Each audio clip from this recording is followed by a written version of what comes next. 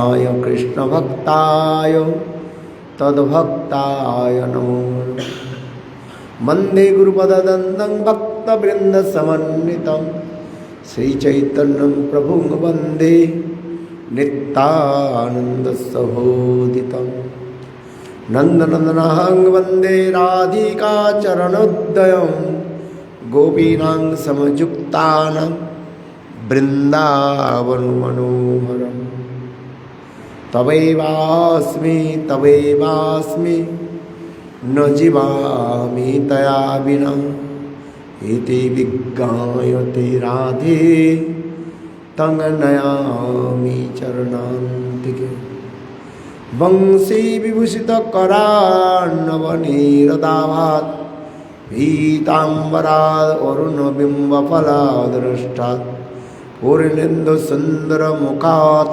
अरविन्दनेत्रात् कृष्णात् परमतत्त्वं किमपि अहं न जाने न विजाचे राज्यं न च कनकमाणिक्यं न विभं न जाचे ब्रह्मं सकलजनकम्मं वरवधूं मे सदा काले काले प्रमदपतिन गीतचरितो जगन्नाथ स्वामी नयनपथगामी भवतु मे हा देवी काकुभर गदगदयद्वाचा जाचे निपत्यभुवि दण्डवदुर्भटार्ते अस्य प्रसादमवदस्य जनस्य कृत्वा गन्धर्विके निजगणे गणनां विदे अंगश्यामलविचटा मंदी कितेन्द्री वरं जड्डं जाचु गुरुरुचि सन्पट्टं वरसश्रिया बिन्दारुनिवासं विदुलसद्धामादि दामोदरं राधास्कन्दनिवेशनजलोभुजं ध्यायं सुदामोदरम् श्रीकृष्ण चैतन्य प्रभु नित्यानंद श्री अद्वैत गदाधर श्रीवासादि श्री गौरभक्तवृंद हरे कृष्ण कृष्ण कृष्ण हरे हरे हरे राम राम राम हरे हरे हरे कृष्ण कृष्ण कृष्ण हरे हरे हरे राम राम राम हरे हरे।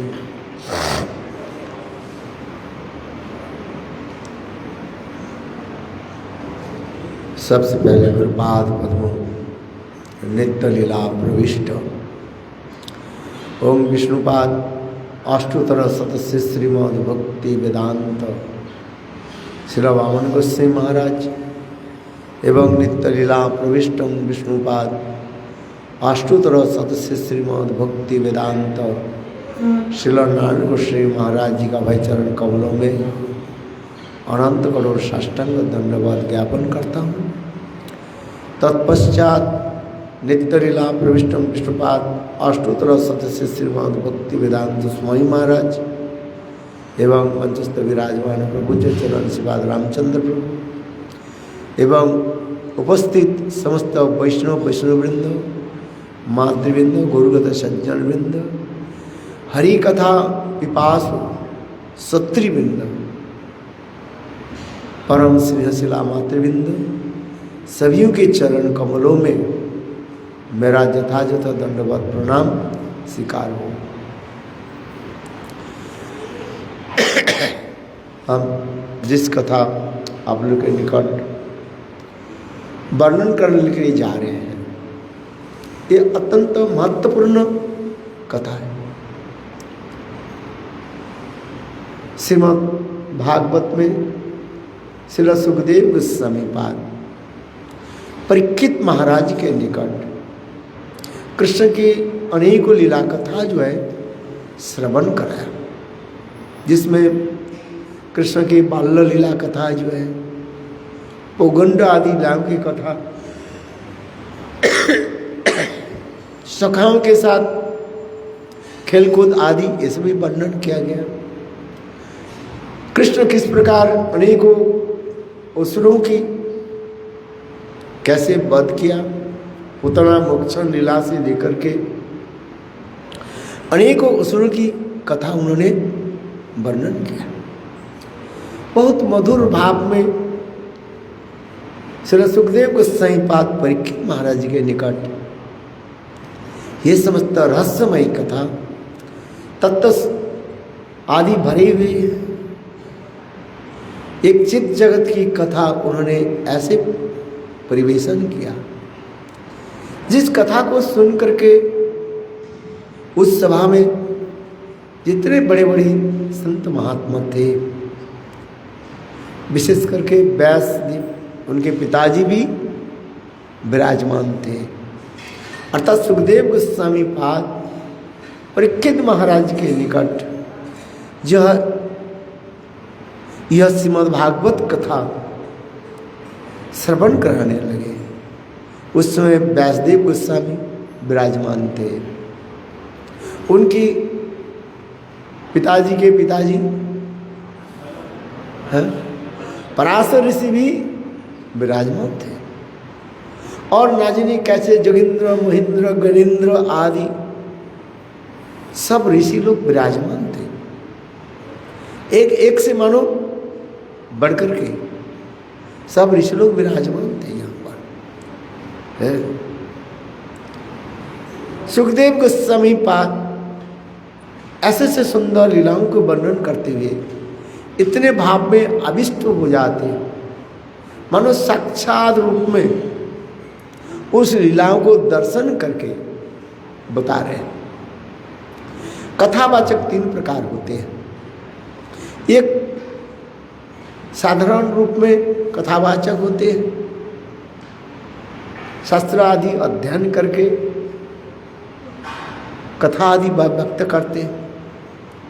दूसरी गुरु कृपा आदि प्राप्ति करके कथा को जो है प्रकट कराते हैं, अर्थात गुरुदेव के मुखारविंद से जैसे जैसे कथा श्रवण किया उसी कथा को प्रकट कराते हैं। तीसरी वक्ता होते हैं जो साक्षात रूप में नित्य गोलोक वृंदावन धाम से इस जगत में प्रकट होते हैं,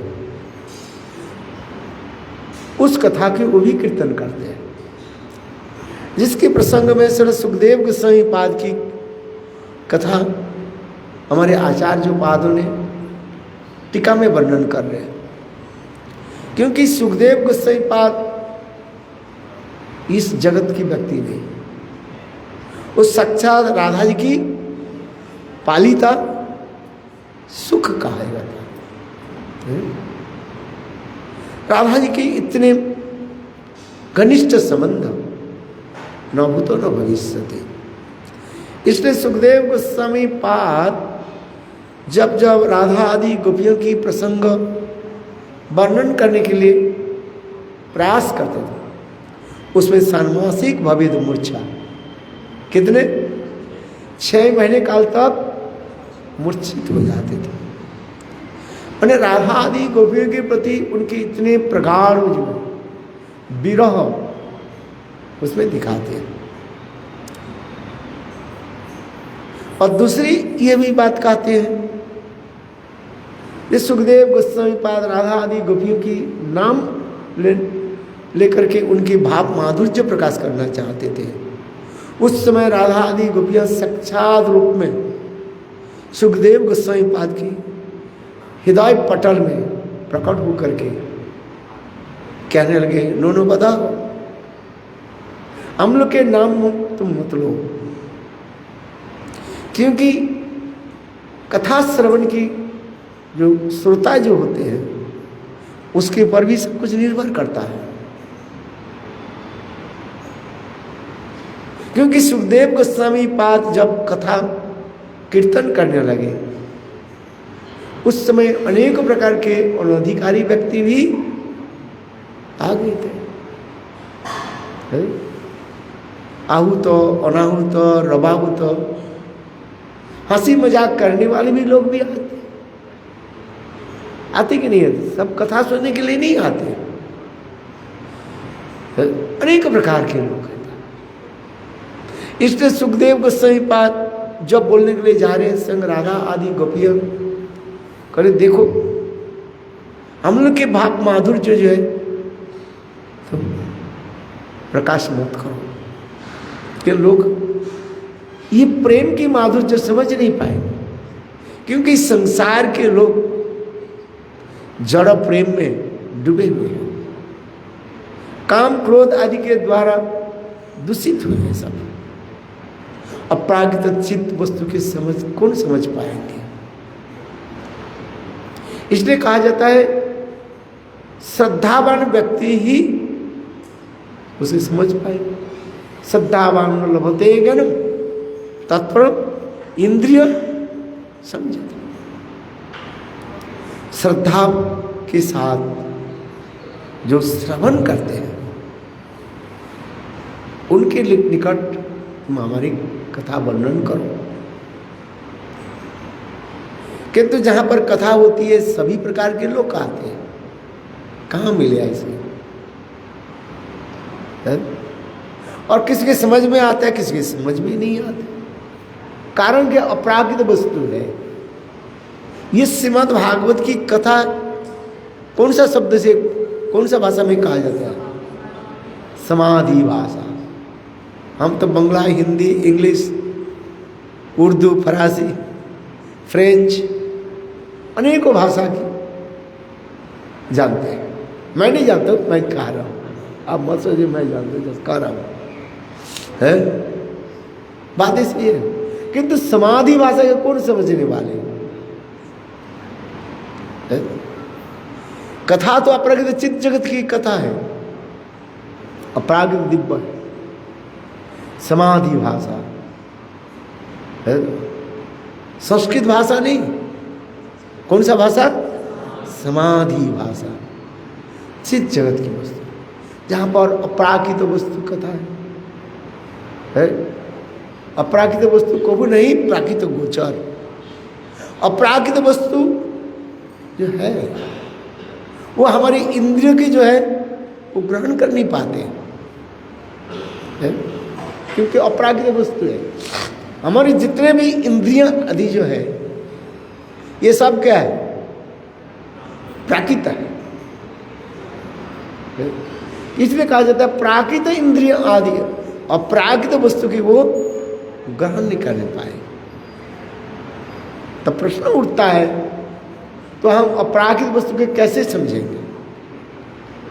जो चित्त जगत की कथा जो है बोले उनकी कृपा से। अथापि देव पदाम्बुजद प्रसाद लेशानुगृहीत एव ही जानते तत्तं भगवान महिमनो न चान्नं एको ओपि चिरन विचन। चिरकाल तक इस संसार में भ्रमण करते रहे, किंतु अपराकृत उसकी समझ नहीं पाई। इसलिए स्वयं ब्रह्मा जी स्तुति में भी बता रहे अथापि दिव्य पदाम्बुजद प्रसाद लेश अनुगृहीत एव ही।